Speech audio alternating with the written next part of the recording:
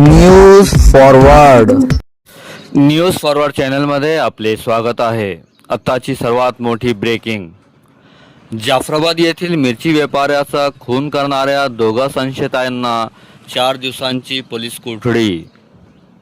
पहा न्यूज फॉरवर्डची सविस्तर रिपोर्ट। जाफराबाद येथील मिरची व्यापाऱ्याची दुचाकी चोरून नेत असताना पाठलाग केला म्हणून चोरट्यांनी धारदार शस्त्रांनी वार करून मिरची व्यापारी शेख मोहसिन शेख मजीद वय 46 यांचा खून केला होता। या खुनातील 2 संशयितांना जाफराबाद पोलिसांनी अटक केली आहे। महेश ज्ञानदेव सोनवणे वय 25 वर्ष, निलेश संजय पवार वय 25 वर्ष, सिंदखेडराजा अशी ताब्यात घेतलेल्या संशयितांची नावे आहेत। या आरोपींना न्यायालयासमोर हजर केले असता न्यायालयाने त्यांना 4 दिवसांची पोलीस कोठडी सुनावली आहे।